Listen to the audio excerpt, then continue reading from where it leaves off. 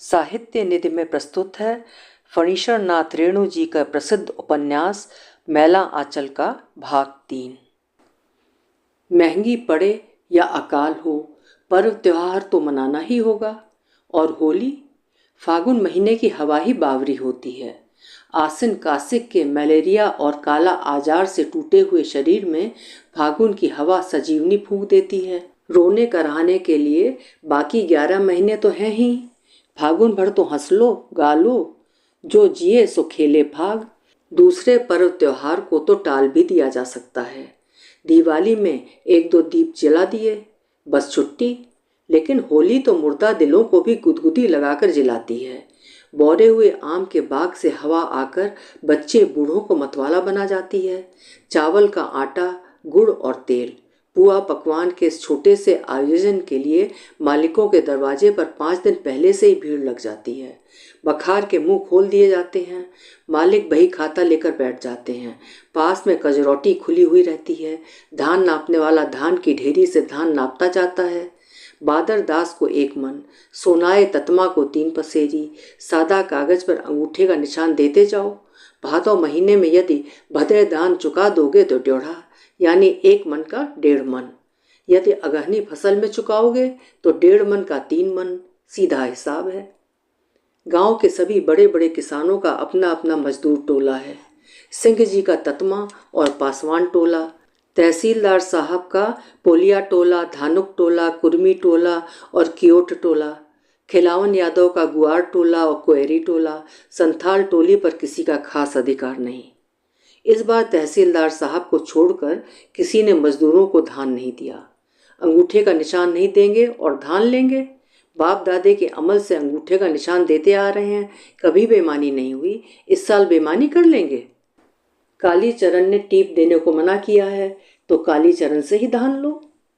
तहसीलदार साहब को नए टीप की जरूरत नहीं, पुराने टीप ही इतने हैं कि कोई इधर उधर नहीं कर सकता। दूसरे किसानों के मजदूरों को भी तहसीलदार साहब ने ही इस बार धान दिया है, लेकिन कालीचरण को जमानतदार रखकर धान वसूलवा देना कालीचरण का काम होगा। अरे ड्योढ़ा नहीं तो सवैया ही सही, जो भी हो, तहसीलदार के दिल में दया धर्म है। बाकी मालिक लोग तो पिशाच हैं, पिशाच। एक और लौटल बारी रे बेहुआ। फगुआ का हर एक गीत देह में सेहरन पैदा करता है। फुलिया का चुमौना खलासी जी से हो गया है। खलासी जी विदाई कराने के लिए आए थे, लेकिन फुलिया इस होली में जाने को तैयार नहीं हुई। खलासी जी बहुत बिगड़े, धरना देकर 4 दिन तक बैठे रहे। आखिर में रूठ कर जाने लगे। फुलिया ने रमजू की स्त्री के आंगन में खलासी जी से भेंट करके कहा था, इस साल होली नैहर में ही मनाने दो, अगले साल तो नैना मिलानी करी ले रसैया, नैना मिलानी करी ले, अब की बेर हम नैहरे रहबे, जो दिल चाहे करी ले। दोपहर से शाम तक रमजू दास की स्त्री के आंगन में रहकर फुलिया ने खलासी जी को मना लिया है। होली के लिए खलासी जी ने 1 रुपया दिया है। बेचारा सहदेव मिसर इस बार किससे होली खेलेगा। पिछले साल की बात याद आते ही फुलिया का देह सिहरने लगता है। भांग पीकर धुत था सहदेव मिसर। एक ही पुआ को बारी बारी से दांत से काट कर दोनों ने खाया था। अरे जात धर्म, फुलिया तू हमारी रानी है, तू हमारी जाति, तू ही हमारी धर्म, तू ही सब कुछ। बाबू को दारू पीने के लिए 1.5 रुपया दिया था और माँ को 98। रात भर सहदेव मिसर जगा रह गया था। फुलिया के देह के पोर पोर में मीठा दर्द फैल रहा है। जोड़ जोड़ में दर्द मालूम होता है। कोई बाहों में जकड़ कर मरोड़े कि जोड़ की हड्डियां पटपटा कर चटक उठें और दर्द दूर हो जाए। सहदेव मिसर को खबर भेज दें, लेकिन गांव वाले, होली में सब माफ है, वो आवेगा, नाराज जो है। कमला की आंखें लाल हो रही हैं। पिछले साल होली के ही दिन वो बेहोश हुई थी। इस बार क्या होगा? वो बेहोश नहीं होगी इस बार डॉक्टर है, उसे बेहोश नहीं होने देगा।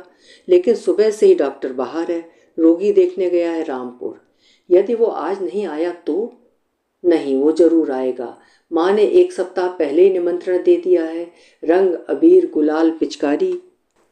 डॉक्टर को लोग रंग नहीं देते, वो सरकारी आदमी है, सरकारी उर्दी पहने हुए है। सरकारी उर्दी पर रंग देने से जेल की सजा होती है। डॉक्टर सरकारी आदमी है, बाहरी आदमी है, वो गांव के समाज का नहीं। ये डॉक्टर की ही गलती है। शुरू से ही वो गांव वालों से अलग थलग रहा है। उसका नाता सिर्फ रोग और रोगी से रहा। उसने गांव की जिंदगी में कभी घुलने मिलने की चेष्टा नहीं की। लेकिन डॉक्टर को अब गांव की जिंदगी अच्छी लगने लगी है। गांव अच्छा लगने लगा है और गांव के लोग अच्छे लगते हैं। वो गांव को प्यार करता है। उसे कोई रंग क्यों नहीं देता? वो रंग में, गोबर में, कीचड़ में सराबोर होना चाहता है। अरा, कोई बुरा न माने, होली है। डॉक्टर के सफ़ेद कुर्ते पर लाल गुलाबी रंगों के छींटे छरछरा कर पड़ती हैं। ओ कालीचरण, बुरा मत मानिए डॉक्टर साहब, होली है। डॉक्टर मनी बैग से 10 रुपए का नोट निकाल कर कालीचरण को देता है। होली का चंदा, रंग और अबीर का चंदा। होली है, होली है, होली है। गणेश हाथ में पिचकारी लिए मौसी का आंचल पकड़कर खड़ा है। मौसी हंसकर कहती है, सुबह से ही रंग खेलने की जिद पकड़ा हुआ है कि गांव के लड़कों के साथ खेलेंगे। आओ भैया गणेश। कालीचरण गणेश का हाथ पकड़कर ले चलता है। गणेश खुश होकर डॉक्टर पर रंग की पिचकारी से फुहारे बरसाता हुआ कालीचरण के साथ भाग जाता है। मौसी खुश है। कोयरी टोले का बूढ़ा कलरू महतो कहता है, अरे डॉक्टर साहब, अब क्या लोग होली खेलेंगे? होली का जमाना चला गया। एक जमाना था जबकि गांव के सभी बूढ़ों को नंगा करके नचाया जाता था, एकदम नंगा। उस बार राज के मैनेजर जनसैन साहब के साथ 3-4 साहब आए थे। काला बक्सा में आंख लगाकर छापी लेते थे। बाद में खानसामा से मालूम हुआ कि बिलैत के गजट में छापी हुआ था, एकदम नंगा। कोई बुरा न मानो, होली है, होली है। तहसीलदार साहब की ड्योढ़ी पर पैर रखते ही डॉक्टर के मुंह पर गुलाल मल दिया गया। डॉक्टर की आंखें बंद हैं, लेकिन स्पर्श में ही वो समझ गया कि गुलाल किसने मला है। डॉक्टर बेचारे के पास ना अबीर है, ना रंग की पिचकारी। ये एक तरफा होली कैसी? लीजिए डॉक्टर बाबू, अबीर लीजिए, और इस बाल्टी में रंग है। माँ बेहद खुश है आज। पिछले साल होली के दिन इसी आंगन में मातम हो रहा था और इस साल उसकी बेटी चहकती फिर रही है। दुहाई बाबा भोलानाथ। बेचारा डॉक्टर रंग भी नहीं देना जानता। हाथ में अबीर लेकर खड़ा है, मुंह देख रहा है कहाँ लगावे। जरा अपना हाथ बढ़ाइए तो। क्यों? हाथ पर गुलाल लगा दें। आप होली खेल रहे हैं या इंजेक्शन दे रहे हैं? चुटकी में अबीर, चुटकी में अबीर लेकर ऐसे खड़े हैं मानो किसी की मांग में सिंदूर देना है। कमली खिलखिलाकर हंसती है, रंगीन हंसी। डॉक्टर अबीर की पूरी झोली कमला पर उलट देता है। सिर पर लाल अबीर बिखर गया, मुंह पर, गालों पर और नाक पर। कहते हैं सिंदूर लगाते समय जिस लड़की के नाक पर सिंदूर झड़कर गिरता है वो अपने पति की बड़ी दुलारी होती है। बावन दास आजकल उदास रहा करता है और वो सोशलिस पार्टी में चला गया। पूर्व जन्म का फल अथवा सृजनहार की मर्जी, प्रकृति की भूल अथवा थायराइड, थामस और प्यूटिटरी ग्लैंड्स के हेर फेर। 1.5 हाथ की ऊंचाई, सांवला रंग, मोटे होंठ, अचरज में डाल देने वाली दाढ़ी और चौंका देने वाली मोटी भौंडी आवाज़। ऊंचाई के हिसाब से आवाज़ 10 गुना भारी। अजीब चाल, मानो लुढ़क रहा हो। अज्ञात कुलशील, जन्मजात साधु। जिस ओर होकर गुजरता लोगों की निगाहें बरबस अटक जाती। फिर ताज्जुब की हंसी मुस्कुराहट, पीछे पीछे बच्चों का हुजूम, तमाशा, कुत्ते भूंकते, इंसान हंसते। गर्भवती औरतें छिप जाती अथवा छिपा दी जाती। और जब भगवान ने उसे चलता फिरता तमाशा ही बनाकर भेजा है, लोग उसे देखकर खुश हो लेते हैं, तो क्यों ना वो पारिश्रमिक मांग ले। दे दे मैया कुछ खाने को, भगवान भला करेंगे। सीताराम सीताराम। 1937 पंडित जवाहरलाल नेहरू चुनाव के तूफानी दौरे पर आए हैं। बावन दास को देखकर ताज्जुब की मुद्रा बनाकर कुछ देर तक देखते ही रह गए। बाबू हरगौरी सिंह राज पारबंगा के नए तहसीलदार बहाल हुए हैं। बेतार की खबर सुमृत दास सबों से कहता है, देखो देखो, कायस्थ के जूठे पत्तल में राजपूत खा रहा है। तहसीलदार विश्वनाथ बाबू को राज पारबंगा के कुमार साहब ने बुलाकर बहुत समझाया बुझाया, लेकिन तहसीलदार ने कहा, थूक फेंट कर चाटना आदमी का काम नहीं। तहसीलदारी में अब क्या मजा है, अब तो ये सूखी हड्डी है। डॉक्टर की जिंदगी का एक नया अध्याय शुरू हुआ है। उसने प्रेम, प्यार और स्नेह को बायोलॉजी के सिद्धांतों से ही हमेशा मापने की कोशिश की थी। अब वो ये मानने को तैयार है कि आदमी का दिल होता है, शरीर को चीर फाड़ जिसे हम नहीं पा सकते। बचपन से ही वो अपने जन्म की कहानी को नहीं भूल सका। वंश के इतिहास पर गौरव करने वाले युग में पले हुए हर व्यक्ति को खानदान की ऐसी कहानी चाहिए जिसके उजाले से वो दुनिया को चकाचौंध कर दे। लेकिन डॉक्टर के वंश इतिहास पर काली रोशनाई पुती हुई है, जेल की सेंसर की हुई चिट्ठियों की तरह। काली रोशनाई से किसी हिस्से को इस तरह पोत दिया जाता है कि कोई कल्पना भी नहीं कर सकता कि उस हिस्से में कभी कुछ लिखा हुआ था। जन्म देने वाली माँ ने जिसे दूर कर दिया। डॉक्टर आदमी नहीं, देवता है, देवता। तंत्रमा टोली, पोलिया टोली, कुर्म छत्री टोली और रैदास टोली में सब मिलाकर सिर्फ 5 आदमी नुकसान हुए। घर घर में 1-2 आदमी बीमार थे, लेकिन डॉक्टर देवता है। दिन रात कभी एक पल चैन से नहीं बैठा। मास्टरनी जी भी देवी हैं, काली चरण भी बहादुर है। कै और दस्त से भरे बिछावन पर लेटे हुए रोगी की सेवा करना, कपड़े धोना, दवा डालकर गंदगी जलाना आदमी का काम नहीं, देवता ही कर सकते हैं। 1 पैसा भी फीस नहीं लिया और मुफ्त में रात रात भर जग कर लोगों का इलाज करते रहे। रेशम लाल क्वेरी के इकलौते बेटे को जम के मुंह से छुड़ा लिया। रेशम ने डॉक्टर को खुशी खुशी 1 गाय बख्शीश दी, लेकिन डॉक्टर साहब ने कहा, अपने लड़के को इस गाय का दूध पिलाओ, दूध बिक्री मत करो, यही हमारा बख्शीश है। बावन दास भी अवतारी आदमी है। रात भर नीम के पेड़ के नीचे बैठकर खंजड़ी बजाकर गाते रहते थे, मालिक सीताराम सोच मन काहे करो, सीताराम सीताराम वंदे मातरम, मालिक सीताराम। भयावनी रात में जबकि आदमी अपनी छाया से डरते थे, बावन का गीत डरे हुए लोगों को बल देता था। मालिक सीताराम सोच मन काहे डरो, निर्बल के बलराम। 15 दिनों के बाद कमला ने डॉक्टर की सूरत देखी है। कमला ने मन ही मन कितनी बातें गढ़ रखी थी। वो रूठी रहेगी, बोलेगी नहीं। 15 दिनों में एक बार भी तो आते। रहने दीजिए, यही होता ना कि रोग का छूत मुझे लग जाता, मैं मर जाती, आपका क्या बिगड़ता। चरखा सेंटर की मास्टरनी जो थी, रात भर खूब चाय बनाकर पिलाती थी ना। लेकिन डॉक्टर को देखते ही वो सब कुछ भूल गई। डॉक्टर का चेहरा एकदम काला हो गया है, आंखें धंस गई हैं। प्यारू ठीक ही कहता था, डॉक्टर साहब दुनिया भर को आराम कर रहे हैं, लेकिन खुद बीमार होते जा रहे हैं। खाना पीना तो एकदम कम हो गया है। कमला चाहती है कि माँ थोड़ी देर के लिए डॉक्टर को अकेला छोड़ दे, आज वो डॉक्टर से लिपट जाएगी। कहिए हैजा डॉक्टर साहब। कमला हंसते हुए डॉक्टर के पास आती है। हैजा डॉक्टर, सुनिए लड़की की बात जरा। मैं पूछती हूँ तुमसे कि तुम दिन रात क्या होती जा रही हो। माँ डांटते हुए कहती है। वाह रे, रामपुर के बटैयादार लोग उस दिन आकर बाबूजी से पूछ रहे थे कि हैजा डॉक्टर कहाँ रहता है, सुना था कि नहीं। लोग इन्हें हैजा डॉक्टर कहते हैं। कमला खिलखिलाकर हंसती है। माँ हंसते हुए चली जाती है। डॉक्टर मुस्कुराने लगता है। लोग हैजा डॉक्टर कहते हैं, लेकिन तुमको तो कहना चाहिए बेहोशी डॉक्टर। आहा, बेहोशी डॉक्टर की सूरत तो आज 15 दिनों बाद दूज के चांद की तरह देखने को मिली है और बातें बनाते हैं। कमली मुंह फुलाती है। नहीं कमला, इस बीच मुझे बराबर यही डर लगा रहता था कि यदि तुमने कुछ गड़बड़ी पैदा की तो क्या होगा। तो मैं जानबूझकर बेहोश होती हूँ, क्यों? हाँ, जानबूझकर। क्यों? क्योंकि बेहोश होने से भी बेहोशी डॉक्टर आता है। डॉक्टर आवे ना आवे मेरी बला से। अच्छी बात है, तो मैं चला। डॉक्टर साहब इतने दिनों बाद आए हैं, चाय बना देगी सो तो नहीं, बैठकर झगड़ा कर रही है। माँ अंदर से ही कहती है। कमला दांत से जीभ को दबाते हुए उठ भागती है। माँ सब सुन रही थी शायद। कल पड़मान नदी में मछमरी होगी। मछमरी अर्थात मछली का शिकार।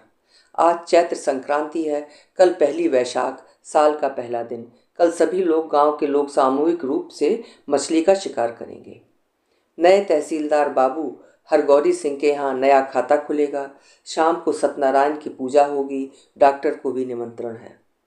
तहसीलदार विश्वनाथ प्रसाद ने तहसीलदारी छोड़ दी है, तो क्या नया खाता भी नहीं करेंगे? उनके यहाँ भी सत्यनारायण व्रत की कथा होगी। डॉक्टर साहब को निमंत्रण है। मौसी ने होली में डॉक्टर को नहीं खिलाया था, इस बार डॉक्टर को यही खिलाएगी। मठ पर भी नया खाता होता है। इस बार नए महंत रामदास जी के हाथ से खाता खुलेगा, इसलिए विशेष आयोजन है। बीजक पाठ, साहेब भजनावली, ध्यान और अंत में वैष्णव भोजन। बालदेव जी और बावन दास को विशेष निमंत्रण है। लक्ष्मी दासिन ने भंडारी के मार्फत कहला भेजा है। बालदेव जी जरूर आवें, गांव में वैष्णव है ही और कौन। बेतार सुमृत दास अब नए तहसीलदार का कारपरदाज है। वो कहता फिरता है, हरगौरी बाबू हीरा आदमी है, सारा कागज पत्तर हम ही पर फेंक कर निश्चिंत। देखिए तो हम कितना समझाते हैं कि बाबू साहेब बही बस्ता स्याहा कर पर्चा किसी दूसरे को नहीं छूने देना चाहिए, लेकिन हरगौरी हीरा आदमी है।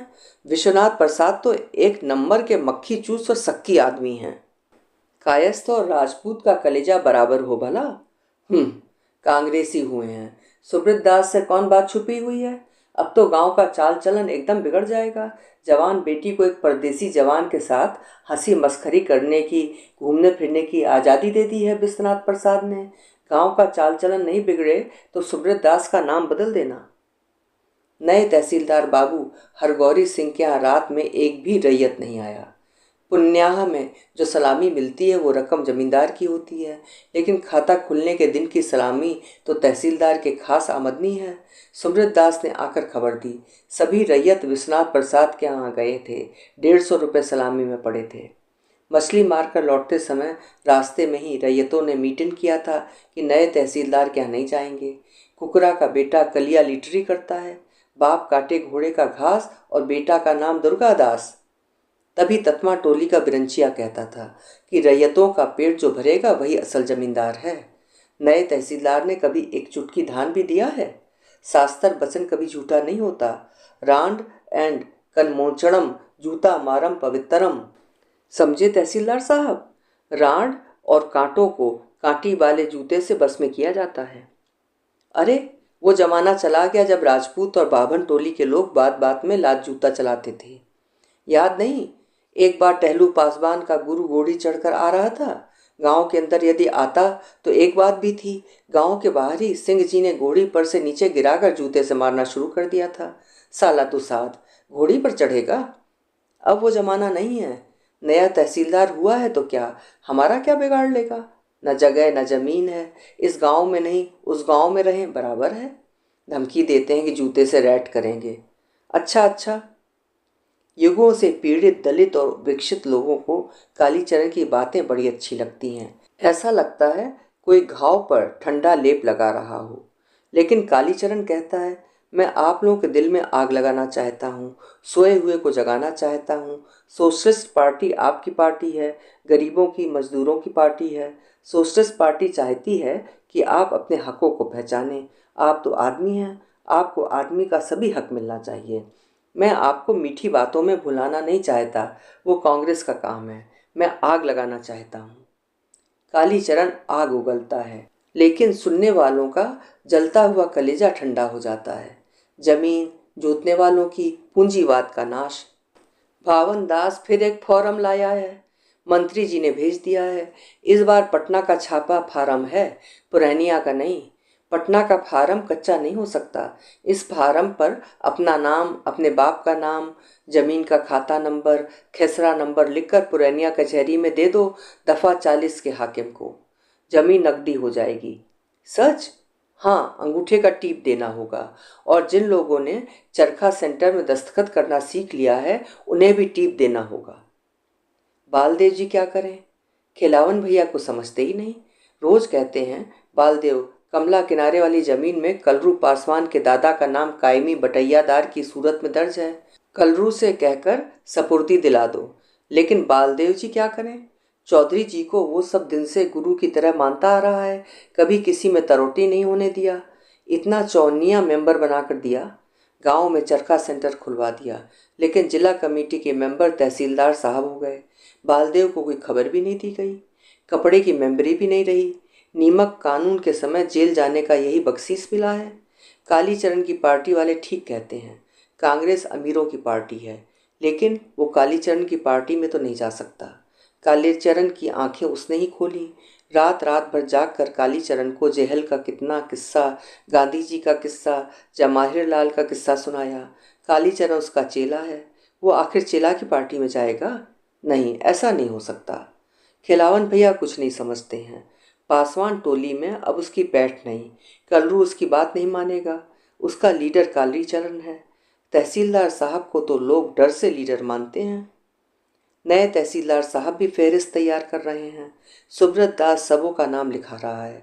सबसे पहले लिखिए ब्रंचिया का नाम, सोमनाथ दुसाद, किराए कोयरी, ये सब देनदार कलम हैं। अब लिखिए झोपड़िया कलम। हाँ, जिन लोगों को अपनी झोपड़ी के सिवा कुछ भी नहीं है, बस ये फिरिस्त मैनेजर साहब को दे दीजिएगा और कहिएगा कि खेमा लेकर जल्दी इलाके में आवें, नहीं तो सारा सर्कल खराब हो जाएगा। लक्ष्मी दासिन के दिल में बालदेव जी ने घर कर लिया है। खाता बही के दिन आए थे, एकदम मूक गए हैं बालदेव जी। लक्ष्मी कितना समझाती है कि काम काज छोड़कर कुछ दिन आराम कीजिए, लेकिन सुनता कौन है। पहले जान तब जहान। जब शरीर ही नहीं रहेगा तो परमारथ का कार्य कैसे होगा। शरीर ही तीर्थ है। कितना कहने पर सतगुरु साहब की कसम धराने पर यह मंजूर किया है कि एक बेला रोज मठ पर आया करेंगे, शाम के सत्संग में बैठेंगे। भंडारी से कह दिया है घी और दूध की मलाई रोज कटोरे में चुरा कर रख दिया करेगा। रामदास बालदेव का आना पसंद नहीं करता है। जैसे भी हो बालदेव जी के शरीर की सेवा करेगी लक्ष्मी। अब बालदेव जी के आने में जरा भी देर होती है तो लक्ष्मी का दिल धड़कने लगता है, मन चंचल हो जाता है। अखिल भारतीय मेडिकल गजट में डॉक्टर प्रशांत मैलेरियोलॉजिस्ट के रिसर्च छमाही रिपोर्ट प्रकाशित हुई है। गजट के संपादक मंडल में भारत के 5 विख्यात डॉक्टर हैं। इस रिपोर्ट पर उन लोगों ने अपना अपना नोट दिया है। मद्रास के doctor T Ramaswami, MSc, DTM, कैल, PhD, एडिन, AMHSJ, एडिन ने लिखा है, हमें विश्वास हो गया है कि डॉक्टर प्रशांत मलेरिया और काला आजार के बारे में ऐसे तथ्यों का उद्घाटन करेंगे जिससे हम अब तक अनभिज्ञ थे। नई दवा तथा नए उपचार की संभावनाओं के लिए सारा मेडिकल संसार उनकी ओर निगाहें लगाए बैठा है। ममता की चिट्ठी आई है।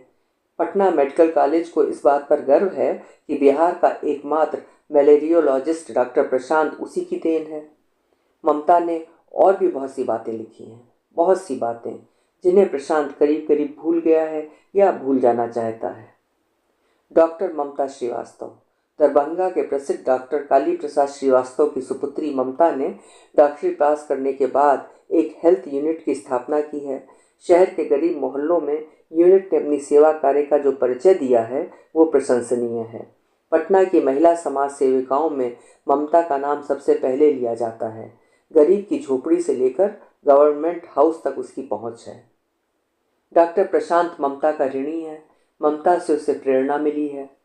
डॉक्टर रोज डिस्पेंसरी खोलकर शिव जी की मूर्ति पर बेलपत्र चढ़ाने के बाद संक्रामक और भयानक रोगों के फैलने की आशा में कुर्सी पर बैठे रहना अथवा अपने बंगले पर सैकड़ों रोगियों की भीड़ जमा करके रोग की परीक्षा करने के पहले नोटों और रुपयों की परीक्षा करना, मेडिकल कॉलेज के विद्यार्थियों पर पांडित्य वर्षा करके अपने कर्तव्य की इतरशी समझना और अस्पताल में कराहते हुए गरीब रोगियों के रुदन को जिंदगी का एक संगीत समझकर उपभोग करना ही डॉक्टर का कर्तव्य नहीं। मंगला देवी चरखा सेंटर की मास्टरनी जी बीमार हैं। डॉक्टर ने खून जांच कर देखा, काला आजार नहीं टाइफाइड है। चरखा सेंटर के दोनों मास्टर तहसीलदार साहब के गुहाल में रहते हैं और मास्टरनी जी भगवान भगत की एक झोपड़ी में। भगवान भगत ने गाड़ी बैल रखने के लिए एक झोपड़ी बनवाई थी, लेकिन अब अगले साल टीन का मकान लेने का इरादा है, इसलिए इस बार गाड़ी बैल नहीं खरीद सका। चरखा सेंटर खुलने पर गांव के लोगों ने भगवान भगत से कहा, घर तो खाली ही है, मास्टरनी जी के रहने के लिए घर नहीं है। चरखा सेंटर का घर बनेगा तो आपका घर खाली कर दिया जाएगा। कोटा परमिट के ज़माने में कांग्रेसी लोगों की बात काटना ठीक नहीं, नहीं तो कटिहार में इतनी बड़ी झोपड़ी का ही किराया 15 रुपये मिलता। मंगला देवी ने हैजा के समय रात रात भर जाग कर रोगियों की सेवा की और जब वो खुद बीमार पड़ी तो उसके पास बैठने वाला भी कोई नहीं।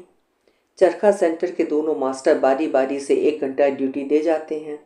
रात में चिचाए की माँ आकर सोती है, लेकिन बूढ़ी इतना हुक्का पीती और खांसती है कि मंगला देवी के ज्वर की ज्वाला और भी तीव्र हो जाती है। बुढ़िया जब सोती है तो इतने जोरों के खर्राटे लेती है कि पास पड़ोस की नींद खुल जाए। डॉक्टर कहता है यदि यही हालत रही तो संभालना मुश्किल होगा। घर खत लिखकर किसी को बुला लेना ठीक होगा। घर यदि घर से कोई आने वाला होता अथवा खबर लेने वाला होता तो मंगला देवी चरखा सेंटर में भर्ती क्यों होती? उसे घर छोड़े हुए 5 साल हो रहे हैं। मंगला देवी ने दुनिया को अच्छी तरह पहचाना है। आदमी के अंदर के पशु को उसने बहुत बार करीब से देखा है। विधवा आश्रम, अबला आश्रम और बड़े बाबुओं के घर आया की जिंदगी उसने बिताई है। अबला नारी हर जगह अबला ही है। रूप और जवानी नहीं, ये भी गलत। औरत होना चाहिए। रूप और उम्र की कोई कैद नहीं। एक असहाय औरत देवता के संरक्षण में भी सुख चैन से नहीं सो सकती। मंगला देवी के लिए जैसा घर वैसा बाहर। उसका कौन है अपना? कोई नहीं। 15 दिनों से कालीचरण मंगला देवी की सेवा कर रहा है। दिन में तो और लोग भी रहते हैं, लेकिन रात में कालीचरण की ड्यूटी है। डॉक्टर कहते हैं अब कोई खतरा नहीं, कुछ दिनों में ठीक हो जाएगी। मंगला देवी के शरीर में सिर्फ हड्डियां बच रही हैं, बाल झड़ रहे हैं। वो खाने के लिए बच्चों की तरह रूठती है, रोती है और बर्तन फेंकती है। बाल नहीं पीऊंगी। छेना का पानी भी कोई भला आदमी पीता है? कालीचरण हाथ में पत्ते का कटोरा लेकर घंटों खुशामते करता। लीजिए, इसमें नींबू डाल दिया है, अब खा लीजिए, कल नहीं परसों भात मिलेगा। कालीचरण का व्रत टूट गया है। उसके पहलवान गुरु ने कहा था, पट्टे, जब तक अखाड़े की मिट्टी देह में पूरी तरह रचे नहीं, औरतों से 5 हाथ दूर रहना। कालीचरण का व्रत टूट गया। 5 हाथ दूर रहने से मंगला देवी की सेवा नहीं की जा सकती थी। बिछावन और कपड़े बदलते समय, देह पोंछ देने के समय कालीचरण को गुरुजी की बात याद आती थी, लेकिन क्या किया जाए? काली कहाँ गया? काली, क्या है? कहाँ की चिट्ठी है? सेक्रेटरी साहब ने लिखा है, सोमवार को जिला पार्टी की रैली है, लेकिन मैं कैसे जाऊंगा? क्यों, तुम जाओ, मैं तो अब अच्छी हो गई। रैली के बाद सेक्रेटरी साहब ने कालीचरण को रोक लिया है। कामरेड, आप 2 दिन और रह जाइए। सैनिक जी की स्त्री अस्पताल में भर्ती है। सैनिक जी पटना गए हैं, परसों आ जाएंगे। अस्पताल में दोनों बेला खाना पहुंचाना है, कोई है नहीं। सेक्रेटरी साहब की बात को टालना बड़ा कठिन है। कामरेड की स्त्री। कालीचरण को रह रहकर मंगला की याद आती है। वो राह देख रही होगी। वासुदेव जाकर कहेगा कि 2 दिन बाद आवेंगे। सुनते ही उसका मुख सूख जाएगा, चेहरा पक हो जाएगा। एकदम बच्ची की तरह है मंगला का मुंह। रौतहट स्टेशन पर गाड़ी से उतरकर कालीचरण जल्दी जल्दी घर लौट रहा है। उसे देखते ही मंगला खुशी से खिल जाएगी। संतोला सूख गया होगा, बेदाना पड़ा होगा। दोनों ओर का रेल भाड़ा बचाकर कालीचरण ने एक पैकेट बिस्कुट खरीद लिया है। डॉक्टर साहब ने मंगला को बिस्कुट खाने के लिए कहा है। कालीचरण ने कभी बिस्कुट नहीं खाया है।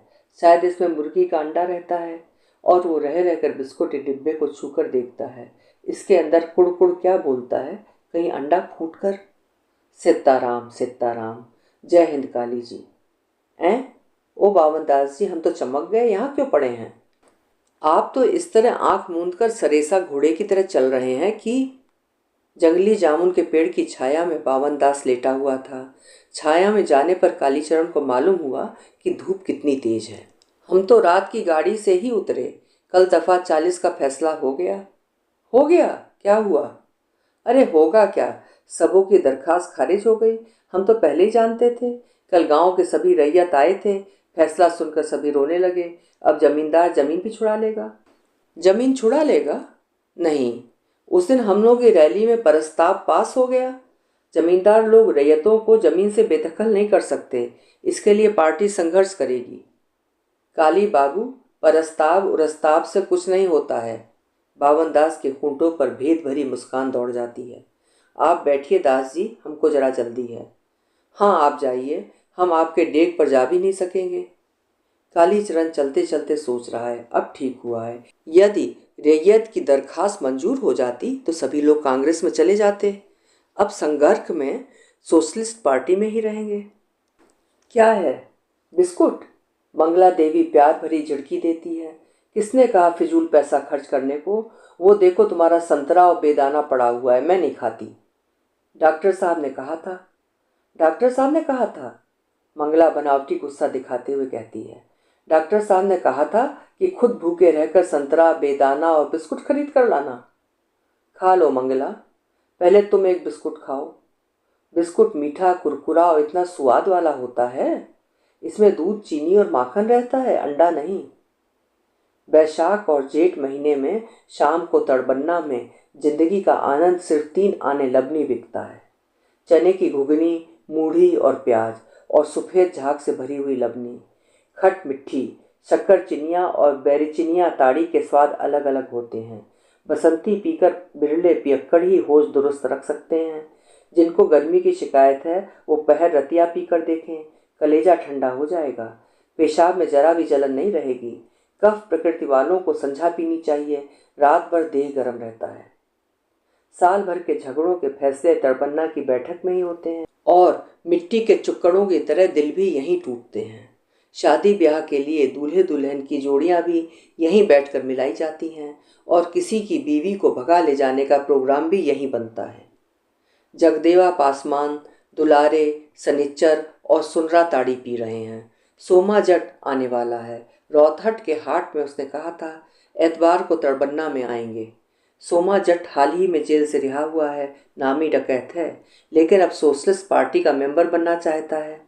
सुनरा ने कालीचरण से पूछा और कालीचरण ने जिला सेक्रेटरी साहब से पूछा। सेक्रेटरी साहब ने कहा साल भर तक उसके चाल चलन को देखकर तब पार्टी का मेंबर बनाया जाएगा, उस पर नज़र रखना होगा। नज़र क्या रखना होगा, बीच बीच में सेक्रेटरी साहब को जाकर कहना होगा सोमा का चाल चलन एकदम सुधर गया है। कालीचरण को वासुदेव समझा देगा। सोमा यदि पार्टी में आ जाए तो सारे इलाके के लोग ठीक हो जाएं। पार्टी में आ जाने से थाना पुलिस क्या करेगा? सेक्रेटरी साहब क्या दरोगा साहब से कम हैं? देखते हो नहीं, जब भाषण देने लगते हैं तो जवाहिर लाल को भी पानी पानी कर देते हैं। मजाल है दरोगा इंस्पेक्टर की पार्टी के खिलाफ मुंह खोले। खेल है, लाल पताका अखबार में तुरंत गजट छापी हो जाएगी। दरोगा का जुलुम। चलित्तर कर्मकार को भी पार्टी से निकाल दिया है। मूवमेंट में बहुत पैसा बर्बाद कर दिया, हिसाब पत्तर कुछ भी नहीं दिया तो उसको निकालेगा नहीं। पार्टी का बंदूक पिस्तौल भी नहीं दिया, लेकिन सेक्रेटरी साहब कालीचरण से प्राइवेट में बोले हैं किसी तरह उसको बंदूक पिस्तौल ऊपर करो, सरकार को जमा देना है। इसीलिए कालीचरण जी उससे हेल मेल कर रहे हैं। ये बात एकदम गुपुत है, खबरदार कहीं बोलना नहीं सनिचरा। हाँ, नहीं जानते हो क्रांति पार्टी की बात खोलने की क्या सज़ा मिलती है? ठाएं। लोग पूछे तो कहना चाहिए कि क्या पार्टी को अब बंदूक पिस्तौल का काम नहीं है? नहीं। सुंदर मुस्कुराता है। अर्थात इतनी जल्दी तुम लोग सभी बातों का जान लेना चाहते हो? अभी कुछ दिन और मेंबरी करो, जब तुम्हारा कन्फर्म हो जाएगा तब सारी बात जानोगे। नए मेंबरी का कान कच्चा होता है, यहाँ सुना और वहाँ उगल दिया। कन्फर्म होने दो। कामरेड सोमा, आओ, तुम्हारी बात हो रही थी। आसरा में बैठे बैठे 2 लबनी ताड़ी खत्म हो गई। सुंदर हंसता है। सुंदर आजकल हमेशा खद्दर का पंजाबी कुर्ता पहने रहता है। पंजाबी के गले में 2 इंच की ऊंची पट्टी लगी हुई है। इसको सोशलिस्ट काट कुर्ता कहते हैं। सोशलिस्ट को छोड़कर और कोई नहीं पहन सकता। गांव के मेंबरों में सिर्फ 3 मेंबर ही ऐसे कुर्ता पहनते हैं, काली, वासुदेव और सुंदर। बाकी मेंबरों ने जीवन में कभी गंजी भी नहीं पहनी है। लेकिन बिना सोशलिस्ट काट कुर्ता पहने कोई कैसे जानेगा कि सोशलिस्ट हैं, क्रांति हैं। एक कुर्ते में 7 रुपये खर्च होते हैं। वासुदेव आजकल बीड़ी नहीं पीता, मोटर मार सिगरेट पीता है। सेक्रेटरी साहब, सैनिक जी, चिनगारी जी, मास्टर साहब, सभी बड़े बड़े लीडर सिगरेट पीते हैं। सोशलिस्ट पार्टी के मेंबर को बीड़ी नहीं सिगरेट पीना चाहिए। आज की बैठकी का पूरा खर्चा सोमा ही देगा, इसलिए हाथ खींचकर चुक्कड़ भरने की जरूरत नहीं। ढाले चलो, 1 लबनी, 2 लबनी, 3 लबनी। चरखा सेंटर वाले कह रहे हैं अगले साल से ताड़ी का गुड़ बनेगा, कोई ताड़ी नहीं पी सकेगा। इस साल पी लो जितना जी चाहे। सोमा का शरीर कालीचरण से भी ज्यादा बुलंद है। पुलिस दारोगा की मार से हड्डियां टूटकर गिरहा मतलब गांठदार हो गई हैं। गिरह वाली हड्डी बड़ी मजबूत होती है। कालीचरण की देह में हाथी दांत का कड़ापन है और सोमा के चेहरे पर लोहे की कठोरता। कालीचरण की आंखों में पानी है और सोमा की आंखें बिल्ली की तरह चमकती हैं। कौन? हरगौरी? शिव शक्कर सिंह का बेटा तहसीलदार हुआ है। कालीचरण जी हुक्म दें तो एक ही रात में उसकी हड्डी पसली एक कर दें। सोमा मूछ में लगी हुई ताड़ी के झाग को पोंछते हुए कहता है, कामरेड, अब मूछ कटाना होगा। पार्टी का मेंबर होने से मूछ नहीं रखना होगा। सुंदर कहता है, कटा लेंगे, लेकिन कालीचरण जी हुक्म दें तो। अच्छा अच्छा कामरेड, अभी ठहरो, संघर्ष होने वाला है, प्रस्ताव पास हो गया है, तब देखेंगे तुम्हारी बहादुरी। बलदेवा को गांव से भगा नहीं सकते हो तुम लोग। सुनते हैं कि मठ की कोठारिन से खूब हेल मेल हो गया है। कालीचरण जो हुक्म दें तो एक ही दिन में उसको चत्तन पट्टी का रास्ता दिखला दें। अरे बालदेव जी तो मुर्दा हो गए, मुर्दा। अब उनको कौन पूछता है। उनको एक बच्चा भी अब कुछ नहीं लगाता है। कांग्रेस में भी उनकी बड़ी बदनामी हो गई है। वो तो हम लोगों के बल पर ही कूदते थे। कोठारिन तो 70 चूहा खाई हुई है। बालदेव जी को उसके फेर में पड़ने तो दो। हम लोग यही चाहते हैं। हाँ समझे। चरखा सेंटर पर भी अब अपना ही कब्जा समझो। मास्टरनी जी भी बिना कालीचरण से पूछे पानी भी नहीं पीती हैं। कुछ दिनों में वो भी कॉमरेड हो जाएगी। एक बौनदास है, सो 1.5 बित्ते का आदमी कर ही क्या सकता है। 4 लबनी संझा ताड़ी खत्म हो रही है। सूरज डूबने के समय जो लबनी पेड़ से उतारी जाती है उसकी लाली तुरंत ही आंख में उतर आती है। नशा के माने हैं और भी थोड़ा पीने की ख्वाहिश। एक और लबनी। अमंगल। गांव के मंगल की अब कोई उम्मीद नहीं। हर गौरी तहसीलदार दुर्गा के वाहन की तरह गुर्राता है। साले सब चुपचाप दफा 40 का दरखास्त देकर समझते थे कि जमीन नकदी हो गई। अब समझो, बौना और बलदेवा से जमीन लो। सब सालों से जमीन छुड़ा देने के लिए कहा है मैनेजर साहब ने। लो जमीन। राम नाम की लूट है। अरे कांग्रेसी राज है तो क्या जमींदारों को घोल कर पी जाएगा। सुब्रत दास बेतार की जीभ थकती नहीं। सुबह से ही बकबक करता जा रहा है। ततमा टोली में, पासवान टोली में और कोयरी टोली में घूम घूम कर वो लोगों को सुना रहा है। मैनेजर साहब ने परवाना में क्या लिखा है मालूम। नया तहसीलदार तो एकदम घबरा गया था। मैंने कितना समझाया, तहसीलदार आप एकदम चुपचाप रहिए। जिन लोगों को दरखास्त देना है देने दीजिए। जिस दिन मुकदमे की तारीख होगी उससे एक दिन पहले हम आपको एक नोक्स बता देंगे। वही हुआ। जमींदारी वकील तो सुनकर उछलने लगा। चाहे जो भी कहो, तहसीलदार विश्वनाथ प्रसाद ने कभी कोई नोक्स हमसे छिपा कर नहीं रखे। मैनेजर साहब ने क्या लिखा है मालूम है। सुब्रत दास को एक बार सर्किल कचहरी में भेज दो, सुसलिंग मुसलिंग क्या करेगा। सुब्रत दास, बुढ़ापे में यदि इज्जत बचानी है तो जरा होश हवास दुरुस्त रखकर बोला करो, समझे। कालीचरण की आंखें लाल लाल हैं। सुबह से ही वो सुब्रत दास को खोज रहा है। सोशलिस्ट पार्टी के खिलाफ बूढ़ा कल से ही अटर पटर मतलब उल जलूल परोपगंडा कर रहा है, समझे। हाँ, पीछे ये मत कहना कि सोशलिस्ट पार्टी के लौंडों को बड़े छोटे का विचार नहीं है।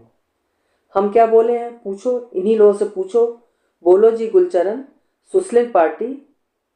सुसलिंग मत कहिए, सोशलिस्ट कहिए। बात तो सही मुंह से निकलती नहीं है और मुंशियाती बघाड़ते हैं। जमींदार के तहसीलदार से और अपने मैनेजर से भी जाकर कह दो, रैयतों से जमीन छुड़ाना हंसी ठट्ठा नहीं। पार्टी के एजकूटी में प्रस्ताव पास हो गया है। संघर्ष होगा, संघर्ष, समझे। कालीचरण गर्दन ऐंठता हुआ चला गया। करैत सांप को गुस्से में ऐंठते देखा है ना, ठीक उसी तरह। सुब्रत दास को कपकपी लग जाती है। आसपास बैठे हुए लोगों की भी धुकधुकी तेज हो जाती है। अभी तो ऐसा लगता था कि जुल्म हो जाएगा। अलबत्त देह बताया है कलिया कालीचरण ने। देखकर डर लगता है। सोशलिस्ट पार्टी में जाकर तो और भी तेजी से जल कर रहा है। संघर्ष क्या होगा। यदि जमीन पर कोई आवे तो गर्दन काट लो। तहसीलदार हरगौरी सिंह ने नई रैयतों के साथ जमीन बंदोबस्ती का ऐलान कर दिया है। बस 100 रुपये बीघा सलामी देकर कोई भी रैयत जमीन की बंदोबस्ती के लिए दरखास्त दे सकता है। अरे तुम लोग बेवकूफ़ हो। ये ज़मीनें 1 साल पहले नीलाम होकर खास हो गई हैं। पुराने तहसीलदार ने ही सारी कार्रवाई की थी। नीलाम होकर खास हुई ज़मीन पर दफ़ा 40 की दरखास्त करने से नकदी कैसे होगी। हाँ, नए बंदोबस्त कर लेने वालों को जमा बांध देंगे। ये तो हमारे हाथ की बात है। इसके लिए कचहरी की दौड़ धूप करने की क्या ज़रूरत। अरे सुखानुदास, मुकदमा में जितना खर्चा हुआ तुम लोगों का जरा इन लोगों को बता दो। हाँ, कांग्रेसी और सोशलिस्ट पार्टी वालों की खुराकी भी जोड़ना, सुना। हर एक तारीख में चंदा वसूल कर पैरवीकार नेता लोगों को भी तो देना पड़ता है। 10 रुपये नगद, सिगरेट, पान की बात तो छोड़ ही दीजिए। यही पैसा है भाई इन लोगों का। हाँ, जिनकी जमीन नीलाम हो गई है वो यदि जमीन पर आवे तो उसकी गर्दन उड़ा दो, राज से मदद मिलेगी। राम नाम की लूट है, लूट सके तो लूट। गाय, बैल, बाछा, बाछी और भैंस के पाड़ा की बिक्री धड़ाधड़ हो रही है। दूने सूद पर भी रुपया कर्ज लेकर जमीन मिल जाए तो फायदा ही है। पाट का भाव 15 रुपये है, ऊपर 50 भी जा सकता है, 100 भी हो सकता है। धान सोने के मोल बिक रहा है। जमीन, जिसके पास जमीन नहीं है वो आदमी नहीं, जानवर है। जानवर घास खाता है, लेकिन आदमी तो घास खाकर नहीं रह सकता। अरे छोड़ो जी कांग्रेस और सोशलिस्ट पार्टी की बात को। दरखास्त नामंजूर हो गई, जमीन बंदोबस्ती। गांव के मंगल की अब कोई उम्मीद नहीं। हर टोले के लोग आपस में ही लड़ेंगे क्या? कोयरी टोले के भजू महतो की जमीन उसी की भगिना स्वरूप महतो बंदोबस्ती ले रहा है। सोबरन की जमीन पर उसका चचा रामेश्वर नजर लगाए बैठा है। सोबरन की जमीन सोना उगलती है। यादव टोली के सभी रैयतों के नीलाम हुई जमीन खेलावन सिंह यादव ले रहे हैं। संथालों की जमीन राजपूत टोले के लोग ले रहे हैं। सुब्रत दास कहते हैं ये बात गुपत है, किसी से कहना मत कि संथालों की जमीन खुद तहसीलदार साहब ले रहे हैं, लेकिन अपने नाम से तो ले नहीं सकते हैं, इसलिए दूसरों के नाम से ले लिया है। गांव के मंगल की अब कोई उम्मीद नहीं। तहसीलदार विश्वनाथ प्रसाद जी बालदेव और बावन दास को पंचायत बुलाने कहते हैं। पंचायत तुम ही लोग बुलाओ, मेरे बुलाने से ठीक नहीं होगा। कालीचरण की पार्टी के सबसे बड़े लीडर पुरैनिया आ रहे हैं। कामरेडों ने 5 ही दिनों में 300 रुपये वसूल किए हैं। अकेले सोमा ने 250 रुपये दिए हैं। सबसे बड़े लीडर से कहना होगा। गांव में इस तरह फूट रहने से तो संघर्ष तो नहीं होगा। फिर एक बार सैनिक जी और चिनगारी जी को लाना होगा। बहुत दिनों से सभा नहीं हुई है। खेत में कोड़ कमान नहीं करने से जिस तरह जंगल झाड़ हो जाता है, उसी तरह इलाके में सभा मीटिंग नहीं करने से इलाका भी खराब हो जाता है। सेक्रेटरी साहब को भी इस बार लाना होगा। इस बार लॉर्ड पीसर भी लगाना होगा। फुलिया पुरैनिया टीसन से आई है। एकदम बदल गई है फुलिया। साड़ी पहनने का ढंग, बोलने बतियाने का ढंग, सब कुछ बदल गया है। तहसीलदार साहब की बेटी कमली अंगिया के नीचे जैसी चोली छोटी पहनती है, वैसी वो भी पहनती है। कान में पीतल के फूल हैं। फूल नहीं, फुलिया कहती है कनपासा। आंचल में चाबी का गुच्छा बांधती है। पैर में शीशी का रंग लगाती है। हाँ, खलासी जी बहुत पैसा कमाते हैं शायद। अरे खलासी के मुंह पर झाड़ू मारो, वो क्या खाकर इतना शौक मौज करेगा, क्या पहनावेगा। फुलिया ने खलासी को छोड़ दिया है। खलासी को खोकसी वाक की एक पतुरिया से मोहब्बत थी। रोज ताड़ी पीकर वहीं पड़ा रहता था। तलब मिलने के दिन वो पतुरिया खलासी का पीछा नहीं छोड़ती थी। तलब का एक पैसा इधर उधर हुआ कि पैर की चट्टी खोलकर हाथ में ले लेती थी। आखिर फुलिया कितना बर्दाश्त करती। टीसन के पैटमान जी नहीं रहते तो फुलिया की इज्जत भी नहीं बचती। फुलिया पैटमान जी के यहाँ रहती है। खलासी एक दिन पैटमान से लड़ाई करने आया। टीसन मास्टर बाबू ने कहा कि यदि खलासी टीसन के हाथा में आवे तो पकड़ कर पीटो। उसी दिन खलासी जो दुम दबाकर भागा तो फिर खांसी भी करने नहीं आया इधर कभी। पैटमान जी जात के छत्री हैं। तंत्रमा छत्री नहीं, असल बुंदेला छत्री। पान जर्दा खाते खाते दांत टूट गए हैं। पत्थर का नकली दांत लगाते हैं। कहने को नकली दांत है, मगर असली दांत से भी बढ़कर है। चना, भट्टा और अमरूद सब कुछ चबाकर खाते हैं पैटमान जी। 25 साल पहले हासाम मुल्क में चाह पीते और पान जर्दा खाते खाते दांत टूट गए हैं। उम्र तो अभी कुछ भी नहीं है। 10 बरस से बेवा थे। मन के लायक स्त्री मिली ही नहीं। पैटमान जी ने महंगू दास के लिए एक पुरानी नीली कमीज भेज दी है। कमीज पहनने पर महंगू को पहचानने में गलती हो जाती है। ठीक रेलवे का आदमी। बुढ़िया के लिए नई साड़ी भेज दी है। एक बित्ता काली किनारी है। इस बार के कोटा में संती पूरी साड़ी मिलेगी तो फुलिया को भेज देगा। फुलिया कहती है इस बार माँ को भी साथ ले जाएगी। फुलिया का भाग। राम पियरिया की माँ कहती है रमिया भी अब बिहाने के जोग हो गई है। बिना बाप की बेटी है। जब से तुम ससुराल हो रोज एक बार तुम्हारा जिक्र करती है रमिया। फुलिया दीदी कब आवेगी? इस बार फुलिया दीदी आवेगी, साथ में मैं भी जाऊंगी। यदि उधर कोई बर नज़र में आवे तो रमिया को भी अपने साथ ले जाओ फूलो बेटी। यहाँ कोयरी टोले के छोकरे दिन दिन बिगड़ते जा रहे हैं। सहदेव मिसर पर तंत्रमा टोली का कुत्ता भी भौंकता है। बहुत दिनों के बाद वो तंत्रमा टोली में आया है फुलिया के बुलाने पर। 10 दिन रहेगी फिर चली जाएगी। फुलिया अब जात समाज से नहीं डरती। वो तंत्रमा छत्री नहीं, वो असल बुंदेला छत्री की स्त्री है। आंगन में अपने से पका कर खाती है। माँ का छुआ भी नहीं खाती। वो तो मेहमान होकर आई है, उसके जी में जो आवे वो करेगी, कोई कुछ नहीं बोल सकता। वो सहदेव मिसर को बैठने के लिए चटाई देती है, एक कांच की छोटी सी थरिया में सुपारी, सौंफ और दालचीनी के टुकड़े बढ़ा देती है। तो फुलिया भूली नहीं है उसे। अरे वाह, शहर का पानी चढ़ने पर बाहर तो एकदम बदल गया है, पर भीतर जैसा का तैसा। काजल वाली आंखें और भी बड़ी मालूम होती हैं, अंगिया और नक्शा कोर की सफ़ेद साड़ी। सहदेव मिसर डरते डरते कहता है, फुलिया। क्या? फुलिया मुस्कुराती है।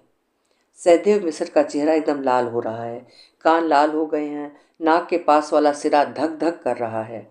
फुलिया, जब से तुम गई मैंने इस टोले को पैर नहीं दिया। रहने दो, गहलट टोले में नहीं जाते थे, पनबतिया के यहाँ कौन जाता था? झूठ मत बोलो। फुलिया हंसती है। नहीं फूलो।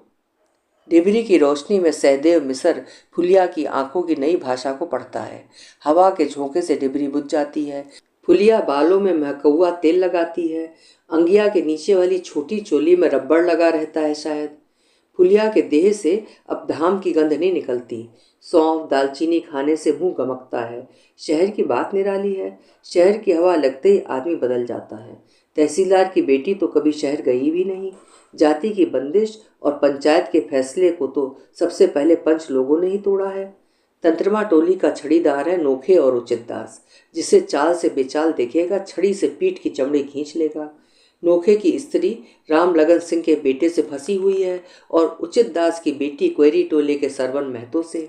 पंचायत का फैसला ज़्यादा से ज़्यादा 10 दिनों तक लागू रह सकता है। पुश्त पुश्तैनी से तो जो रेत रिवाज गाँव में चला आ रहा है, उसको एक बार ही बदल देना आसान नहीं। जिनके पास जगह जमीन है, पास में पैसा है, वो भी तो अपने यहाँ का चाल चलन नहीं सुधार सकते। बाबू टोली के किस घर की बात छिपी हुई है? पंच लोग पंचायत में बैठकर फैसला कर सकते हैं, उसमें कुछ लगता तो नहीं है, लेकिन पंचायत के फैसले से चूल्हा तो नहीं सुलग सकता। पंचों को क्या मालूम कि एक मन धान में कितना चावल होता है। शास्त्र में कहा है, जोरू जमीन जोर का, नहीं तो किसी और का। और देह के जोर से आजकल सब कुछ नहीं होता। जिसके पास पैसा है वही बोतल मिसर पहलवान है, वही सबसे बड़ा जोरावर है। तहसीलदार साहब की बेटी शाम से ही आधे पहर रात तक डॉक्टर बाबू के घर में बैठी रहती है। चांदनी रात में कोठी के बगीचे में डॉक्टर के हाथ में हाथ डालकर घूमती है। तहसीलदार साहब को कोई कहने की हिम्मत कर सकता है कि उनकी बेटी का चाल चलन बिगड़ गया है? तहसीलदार हरगौरी सिंह अपनी खास मौसेरी बहन से फंसा हुआ है। बालदेव जी कोठारिन से लटपटा गए हैं। कालीचरण ने चरखा स्कूल के मास्टरनी जी को अपने घर में रख लिया है। उन लोगों को कोई कुछ कहे तो? जितना कानून और पंचायत है सब गरीबों के लिए ही। जमीन के लिए गांव में नई दलबंदी हुई है। जिन लोगों की जमीन नीलाम हुई है, दरखास्तें खारिज हुई हैं, वे एक तरफ हैं। जिन्होंने नई बंदोबस्ती ली है अथवा जमींदार से माफ़ी मांग ली है, सुपुर्दी लिखकर दे दी है, या जो ज़मीन बंदोबस्त लेना चाहते हैं, वे सब दूसरी तरफ हैं। गरीबों और मजदूरों के टोलों पर भी इसका प्रभाव पड़ा है। खेलावन के हलवाहों को कालीचरण ने हल जोतने से मना कर दिया है। तहसीलदार हरगौरी सिंह का नाई धोबी और मोची बंद करने के लिए कालीचरण घर घर घूमकर भाखन देता है। गांव से सारे पुराने बांध टूट गए हैं, मानो बाढ़ का नया पानी आया हो। गरीबों और मजदूरों की आंखें कालीचरण ने खोल दी हैं। सैकड़ों बीघे जमीन वाले किसानों के पास पैसे हैं। पैसे से गरीबों को खरीद कर गरीबों के गले पर गरीबों के जरिए ही छुरी चलाते हैं। होशियार, जिन लोगों ने नई बंदोबस्ती ली है वे गरीबों की रोजी रोटी मारने वाले हैं। कालीचरण ने चमार टोली में भात खा लिया। जात क्या है? जात दो ही हैं, एक गरीब और दूसरी अमीर। खेलावन को देखा, यादवों की ही जमीन हड़प रहा है। देख लो आंख खोलकर, गांव में सिर्फ 2 जात हैं, अमीर गरीब। तहसीलदार हरगौरी सिंह काली टोपी वाले नौजवानों से कहते हैं, इस बार मोर्चे पर जाना पड़ेगा। हिंदू राज कायम करने के लिए पहले गांव में ही लोहा लेना पड़ेगा। संयोजक जी आजकल महीने में 2 बार घर मनी आर्डर भेजते हैं। संयोजक जो जो कहेंगे उसे काली टोपी वाले नौजवान प्राण रहते नहीं काट सकते। आग और पानी में कूद सकते हैं। इसी को कहते हैं अनुशासन। भावन दास जिला कांग्रेस के नेताओं को खबर देने गया है, गांव में जुल्म हो रहा है। तहसीलदार विश्वनाथ प्रसाद के सामने विकट समस्या उपस्थित है। नई बंदोबस्ती वाले किसान रोज उनके यहाँ आते हैं। मामला मुकदमा उठने पर विश्वनाथ प्रसाद की गवाही की जरूरत होगी। बेजमीन लोग अपनी पार्टी बंदी कर रहे हैं। जमीन वालों को भी भेदभाव लड़ाई झगड़ों को भूलकर एक हो जाना चाहिए। तहसीलदार हरगौरी सिंह रात दिन विश्वनाथ बाबू के घर पर ही रहते हैं। काका, इस बार इज्जत बचा लीजिए। क्या आप यही चाहते हैं कि नाई, धोबी और चमार के सामने हम हाथ जोड़कर गिड़गिड़ावें? कल से ही राम कृपाल काका के गुहाल में गाय मरी पड़ी है। चमार लोगों ने उठाने से साफ इनकार कर दिया है। जी बेसरा चमार को लीडर आपने ही बनाया है। राजपूत टोले के लोगों को देखिए, दाढ़ी कितनी बड़ी बड़ी हो गई है। नाइयों ने काम करना बंद कर दिया है। आपके हाथों में सबों की चुटिया है। आप एक बार कह दें तो सबों की नानी मर जाए। कालीचरण आकर कहता है, विश्वनाथ मामा, आप कांग्रेस के लीडर हैं। इसी बार देखना है कि कांग्रेस गरीबों की पार्टी है या अमीरों की। आज तक मैंने आपको देवता की तरह माना है, लेकिन गरीबों के खिलाफ आप पैर बढ़ाइएगा तो हम भी मजबूर होकर। तहसीलदार विश्वनाथ प्रसाद क्या करें क्या नहीं करें, कुछ समझ नहीं पा रहे हैं। बावनदास पुरैनिया से लौट रहा है। वो गया था, जुल्म हो रहा है सुनाने। उसने पुरैनिया में देखा जुल्म हो रहा है। कचहरी में जिले भर के किसान पेट बांध कर पड़े हुए हैं। दफ़ा 40 की दरखास्तें नामंजूर हो गई हैं। लोअर कोर्ट से अपील करनी है। अपील? खोलो पैसा, देखो तमाशा। क्या कहते हो, पैसा नहीं है तो हो चुकी अपील। पास में नगद नारायण हो तो नगदी कराने आओ। कानून और कचहरी कंपाउंड में पलने वाले कीट पतंग भी पैसा मांगते हैं। जिला कांग्रेस ऑफिस में जुल्म हो रहा है। जिला कांग्रेस के सभापति का चुनाव होने वाला है। 4 उम्मीदवार हैं, 2 असल और 2 कम असल, मतलब डमी कैंडिडेट। राजपूत और भूमिहार में मुकाबला है। जिले भर के सेठों और जमींदारों की मोटर गाड़ियां दौड़ रही हैं। एक दूसरे के गड़े मुर्दे उखाड़े जा रहे हैं। कटिहार कॉटन मिल वाले सेठ जी भूमिहार पार्टी से हैं और फारबिसगंज जूट मिल वाले राजपूतों की ओर से। पैसे का तमाशा कोई यहाँ आकर देखे। बावनदास सोचता है, अब लोगों को चाहिए कि अपनी अपनी टोपी पर लिखवा लें, भूमिहार, राजपूत, कायस्थ, यादव, हरिजन। कौन कार्यकर्ता किस पार्टी का है समझ में नहीं आता। जुल्म हो रहा है। जी हाँ, जुल्म हो रहा है। देखिए बावनदास जी, बात यह है कि 95 सैकड़े लोगों ने तो गलत और झूठा दावा किया होगा, इसमें कोई संदेह नहीं। सही और वाजिब हक वाले रैयत भी इन्हीं झूठे दावे करने वालों के कारण बेमौत मर गए। इसमें कानून का क्या दोष है? लोगों का नैतिक पतन हो गया है। देखिए, इस बार जिला कमेटी में इस संबंध में एक प्रस्ताव पास होने वाला है। बेदखल किसानों से क्या कहेंगे? क्या कहिएगा? कहिए कि जमींदारी प्रथा तो खत्म हो रही है। आज बिहार मंत्रिमंडल ने ऐलान कर दिया है, जमींदारी प्रथा को खत्म करने के लिए बिहार सरकार कटिबद्ध है। बावनदास किसानों से क्या कहेगा? जमींदारी प्रथा खत्म हो जाएगी, तब ये कांग्रेसी जमींदार लोग क्या करेंगे? सब मिल खोलेंगे शायद। इसीलिए प्रत्येक हर एक छोटे बड़े लीडर के साथ एक मारवाड़ी घूमता है। बावनदास को याद आती है 5 महीने पहले की बात। पुरैनिया टीसन में तिल झाड़ी के शंकर बाबू ने अपने साथ के 10 कार्यकर्ताओं को पूरी मिठाई का जलपान कराया और पैसा दिया। तिल झाड़ी हाट के मारवाड़ी चोकमल जोहार चंद के बेटे ने। हाँ जी, खाओ जी, तुम ही लोग तो देश के असल सेवक हो। जेहल में खिचड़ी खाते खाते जिंदगी बिता दी। सारे इलाके के कार्यकर्ता को खिलाया और एक एक सेर मिठाई भी खरीद दी। चोकमल जोहार चंद का बेटा आजकल अररिया सब डिवीज़न कांग्रेस का खजांची है। 60 रुपये जोड़ी खादी की धोती पहनता है। चरखा संघ के बाबू कितना खातिर करते हैं। जुल्म हो गया। क्या हुआ? जमींदार प्रथा खत्म। जुल्म बात?